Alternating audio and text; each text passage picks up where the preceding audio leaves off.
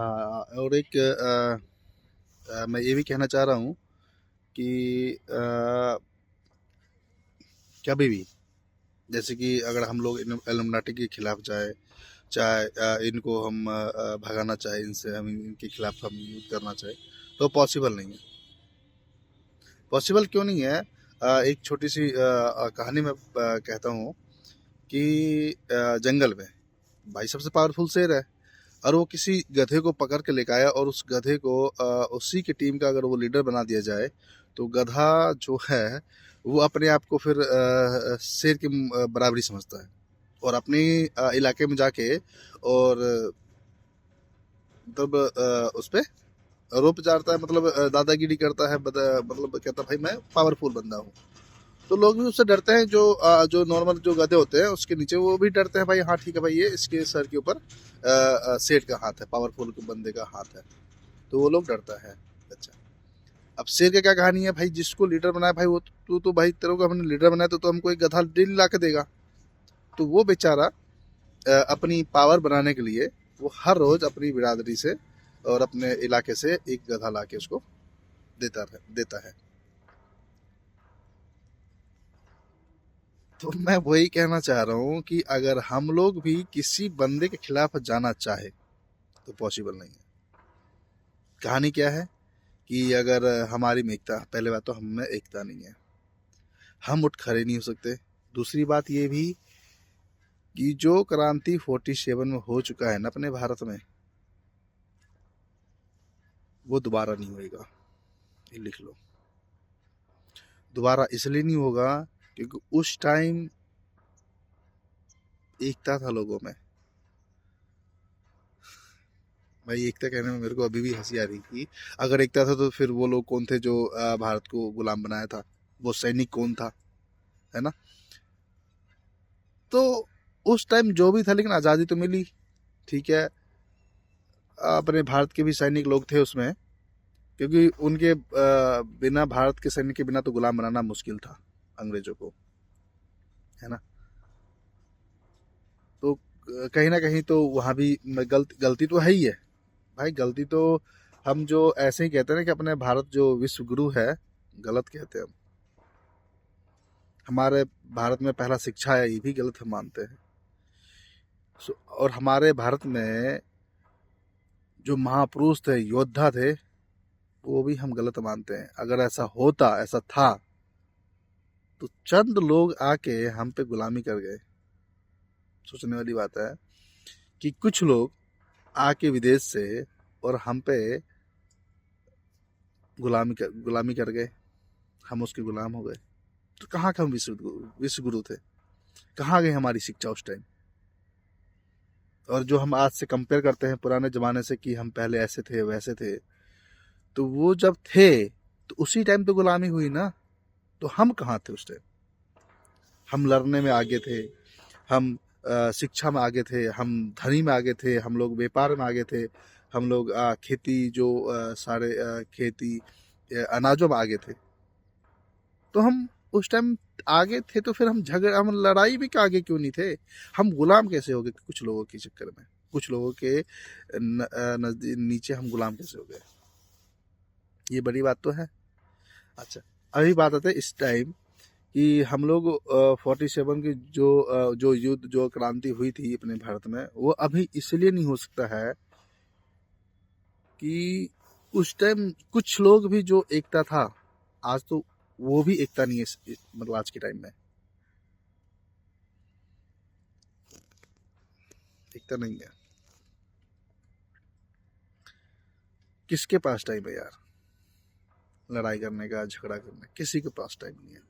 ऐसा बन गया है लोग, ऐसा इंसान लोग ऐसा बन गया है, बना दिया है कि भाई उनको है ना, सुबह उठो और ड्यूटी जाने के अलावा और कोई काम ही नहीं होता उनको। कोई काम नहीं है भाई। सुबह उठा, नहाया धोया और ड्यूटी के लिए निकल जाओ, अपनी नौकरी के लिए, रोटी कमाने के लिए निकल जाओ। फिर शाम को आओ, खाना पीना खाओ, सो जाओ। अभी एक दिल्ली की बात बताता हूँ। दिल्ली की कहानी चल रही है। आपने देखा होगा कि हर जगह, हर गली में गड्ढे खोद रखा है। मतलब ना रिक्शे वाला निकल सकता है, ना ही आ सकता है, ना ही ट्रांसपोर्टेशन जो भी ट्रैफिक है बहुत हैवी है, गली गलियों में से निकल रहा है। तो वो लोग तकलीफ कर रहा है लेकिन बोलने वाला कोई नहीं है। किसी ने अभी तक जैसे मैं किराड़ी में रहता हूँ तो किराड़ी के लोग ने कभी ये आवाज़ उठाई कि भाई मेरा जो कंपनी चाहे कोई भी सरकार अगर ये खुदाई करता है, रोड बंद करता है, तो उसका तो ऑप्शन तो दो ना भाई निकलने का घर से। ये घर के आगे तुम गड्ढा खोदोगे और निकलने नहीं दोगे, ऐसा हुआ है? तो घर के आगे गड्ढा खोदते हो तो भाई उसको निकलने की जगह तो दो। ये नहीं सोचता, और ना ही इसके खिलाफ कोई बोल सकता है। किसी के पास टाइम ही नहीं है भाई, किसी के पास, ना रिक्शे वाले का ना आम पब्लिक को तकलीफ करेगा। और जहाँ वो 10 बजे ड्यूटी जाता था, जहाँ 9 बजे ड्यूटी जाता था, वो निकलेगा 1 घंटे पहले 8 बजे। 1 घंटा तो गया ना उसका। जो 1 घंटा वो अपने सोचने में लगा सकता था, जो 1 घंटा एक्सरसाइज करने में लगा सकता था, वो जो 1 घंटा अपने सोने में लगा सकता था, रेस्ट करने में लगा सकता था, वो 1 घंटा पहले निकल रहा है। कितनी बड़ी बात है ये। लेकिन कोई खिलाफ नहीं बोल सकता, हिम्मत ही नहीं है, एकता ही नहीं है। तो हम जो सोच रहे हैं ना कि हम चाहे सोशल मीडिया पे चाहे हम आपस में बोल रहे थे यार, अगर मैं किसी को बोलूं कि भाई तू गुलाम है, चाहे हम गुलाम है, तो कहते तू पागल है। कहता वो कहानी तो हो ही नहीं सकती जो 47 में बात हुई थी कि अभी तो गुलाम हम कैसे बन सकते भाई, हम लोग तो खड़े हो जाएंगे। तो इसी को गुलामी कहते हैं। जो अभी हो रहा है यही तो गुलाम है, यही तो गुलामी बोलते हैं इसी को, कि तुम कुछ बोल नहीं सकते, किसी कोई आवाज ना उठा सको, इसी को गुलामी बोलते हैं। खुल के जी नहीं सकते हो भाई, तुम एक मशीन हो, और मशीन कभी आजाद नहीं होता, वो इशारों पे चलता है। और आज के टाइम जो जनरेशन है ना, वो सिर्फ मशीन है, वो सिर्फ इशारों पे ही काम कर सकता है। और कुछ अपनी सोच तो देखो, भगवान ने मुझे बनाया, हरजीत को, मेरे दोस्त को बनाया, सबको बनाया, उस जैसा उस एरिया में किसी को नहीं बनाया, ना उसके उस दिमाग जैसा।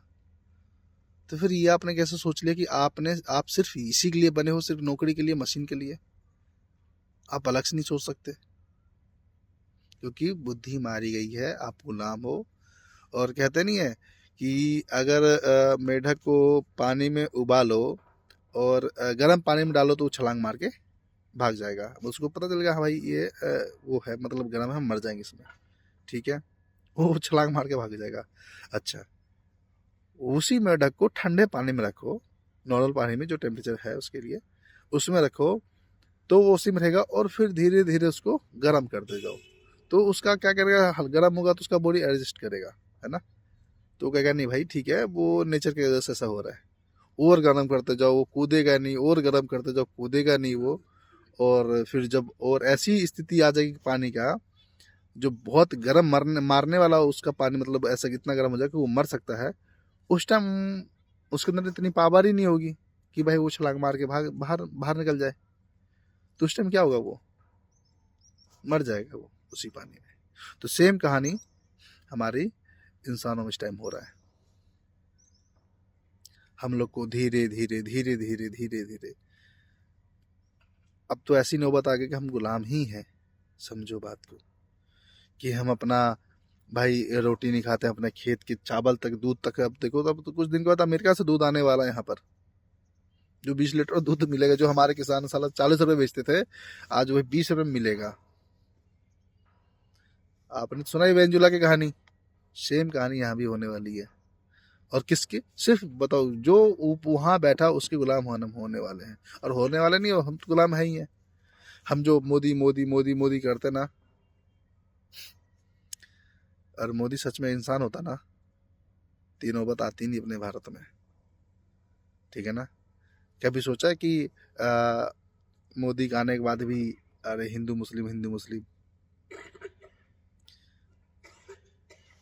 मुस्लिम गंदा नहीं है, गंदा बनाया गया है।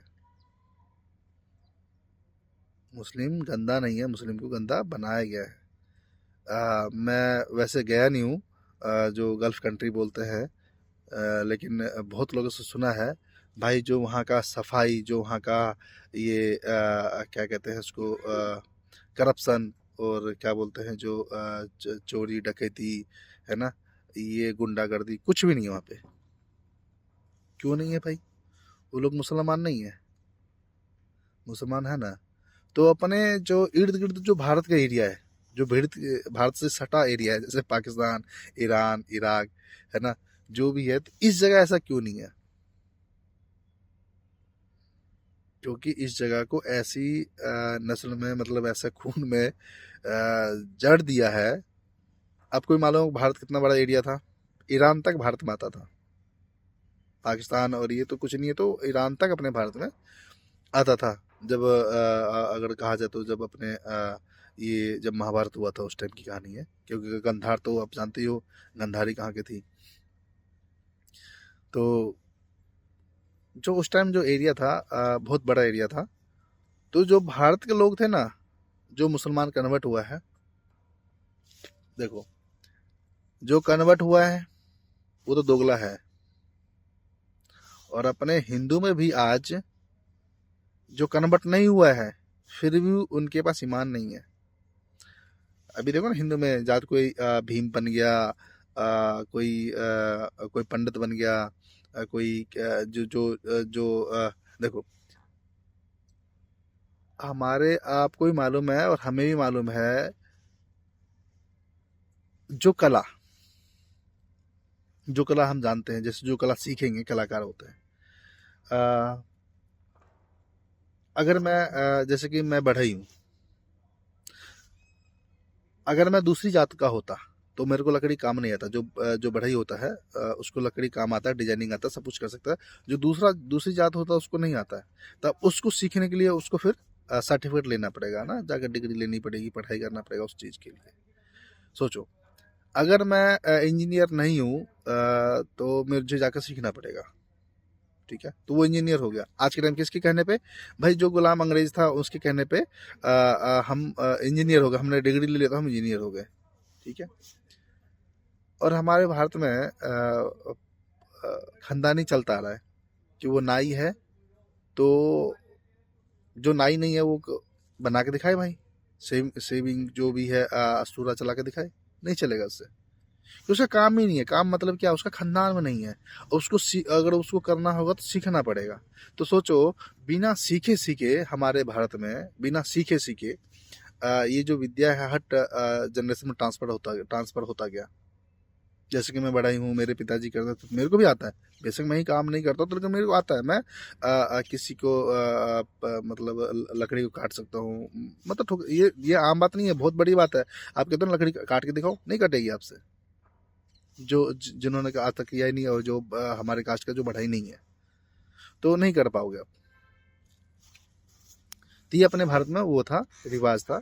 रिवाज क्या, हमारे भारत में जो अव्वल थे, जैसे कि नाई हो गया, जिसको हम चमार बोलते हैं, वो सर्जरी में आगे थे चमार लोग। आपने देखा हमारे, मुझे याद है, जब मैं हम लोग जब मैं बच्चा था, बचपन में, जब गांव में थे हम लोग, तो जो भी गाय मरती थी, चाहे जो भी मवेशी मरता था, तो वो उसको निकाल के उसको लेके जाके वो कहीं पे खेतों वगैरह में, खेत में उसका वो जो स्किन है, चाम है, जो उसको स्किन बोलते हैं, चमड़ी, उसको वो सर्जरी करके उसको बाहर निकाल लेता था। और आज के मतलब देखो ना, अभी कोई कर सकता है? नहीं कर सकता। आम इंसान तो कर ही नहीं पाएगा। आप नहीं कर पाओगे, हम नहीं कर पाएंगे, उस चमड़ी को निकाल ही नहीं पाएंगे। अच्छा, दूसरा ऑप्शन क्या है भाई? या तो मशीन करेगा इस टाइम में, या फिर कोई जो सर्जिकल होगा, जो मतलब ज़्यादा इसके अंदर जो पढ़ा लिखा होगा, डिग्री लिखा, वही कर पाएगा। तो ये जो था हमारे उस टाइम, तो उनको आता था ये, है ना, उनको परखता था, वो करता था, है ना। तो उस स्किन से, चमड़ी से बहुत कुछ बनाना भी उसी का काम था, तो वो करते थे। तो ये हम लोगों ने क्या किया, हम लोगों तो कहा जाए कि हम ही लोग थे उस बीच में, जब ये हम लोगों ने नाम दिया भाई, अपने भाइयों को दूसरा नाम दिया कि तू चमार है, तू गाय को काटता तू चमार है, तू भैंस काटता तू चमार है, ये नाई है। अरे नाई मतलब क्या?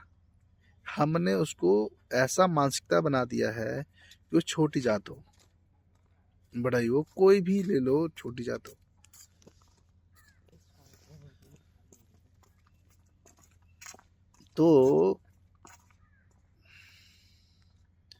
तो इसलिए मैं कह रहा हूँ, अगर आज के टाइम अगर भारत गुलाम है, अगर हम सोच रहे हैं एकता लाके फिर से क्रांति आएगी, तो पॉसिबल नहीं है।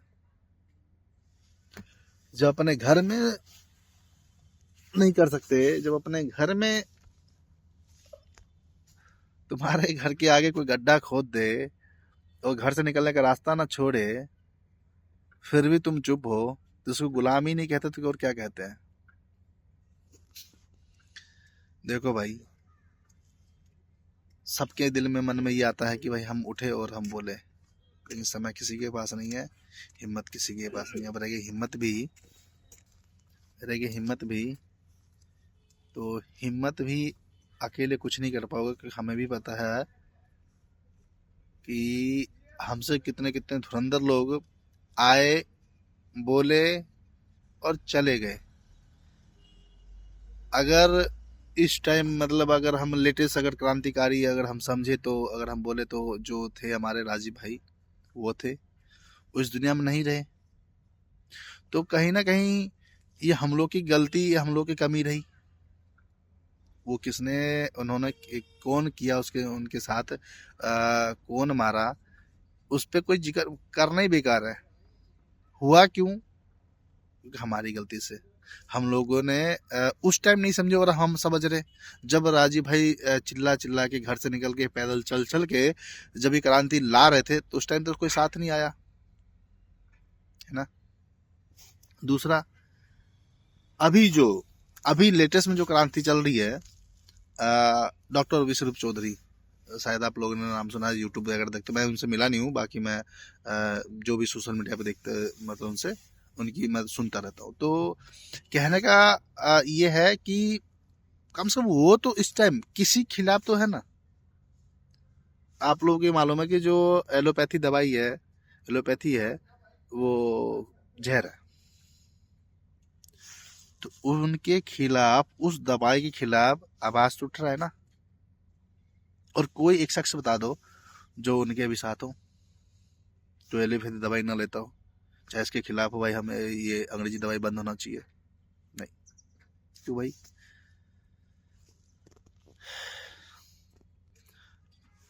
एक लेटेस्ट और कहा जाए तो आज के टाइम में जो देवेंद्र भल्ला है, अपने हरियाणा से हैं, वो भी इस टाइम जो है सरकार के खिलाफ है, हम सबको मालूम है ना। चिल्ला चिल्ला के जो भी है निडर होके, उनको भी खौफ, ऐसा नहीं है कि उनको खौफ नहीं है, डर नहीं है, चाहे उनको कुछ नहीं होगा, ये तो भूल जाओ। इस दुनिया में जो भी उनके खिलाफ बोलेगा भाई, सिस्टम के खिलाफ बोलेगा, तो भाई जाएगा। तो भी चिल्ला चिल्ला के ये कह रहा है कि भाई तुम लोग जाग जाओ, गुलाम हो, अगर अभी नहीं सुधरे, अगर अभी नहीं जागे।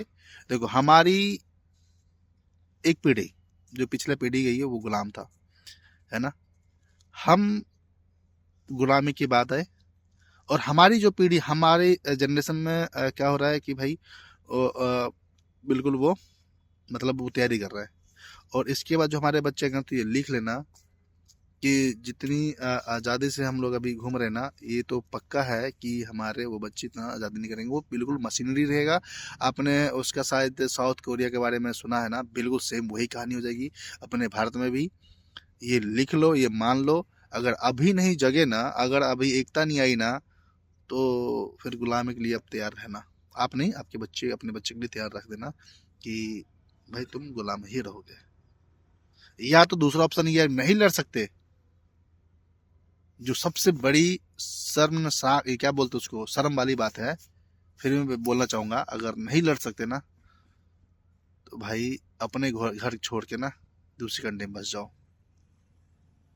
दूसरी कंट्री बोले तो आप सबसे जो अच्छी जगह अभी इस टाइम जो दिख रहा है ना, वो तो ये क्या कहते हैं, भूटान है, नेपाल है ना।